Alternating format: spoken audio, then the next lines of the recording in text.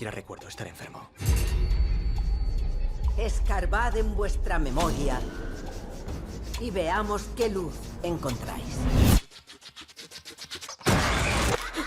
Hi James, I'm Rafa from Cartelera, Spain. How are you today? I'm good, thank you. Nice to meet you.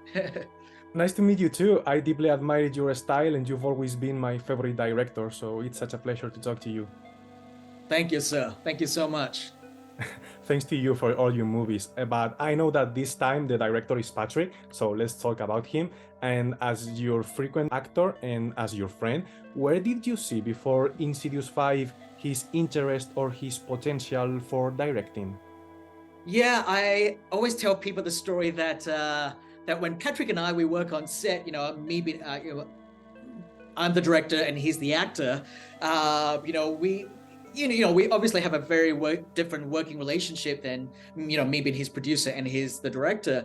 But one thing we always have in common is that Patrick and we just love to talk about movies. We love to we love to talk about movies that we grew up with, like all the John Carpenter films. We love to talk about Big Trouble in Little China. That's our two favorite sort of John Carpenter film that we love to chat about all the time. And so from just all the chat and from all the hanging outs that Patrick and I have done, all different projects, I know what a big fan of cinema he is, and I know that he's really into the art and craft of filmmaking. So it did not surprise me when he when he put his hand up and said, "Hey, I'd love to direct something one day." And when that was Insidious, it made a lot of sense to me, and I doubly love the fact that he wanted to continue telling the story of his character from the first two films. Yeah, because after you created an apparently close end in Insidious 2, what made you see as necessary one more chapter for the Lambert family after all those years? Yeah, like at the end of chapter 2, right? They, the way they dealt with their predicament was to sort of suppress their ability to travel and to suppress all the evil that came from their astral projection, right? But obviously that's such a great metaphor that you can't really suppress your demon. It's just going to come out of you one day, right? In different ways. But in the case of Insidious Red Door, their demons literally come out to haunt them again, and it just felt like the next chapter, like it felt like a good story to sort of wrap it up with, and to explore the family a bit more since number 2.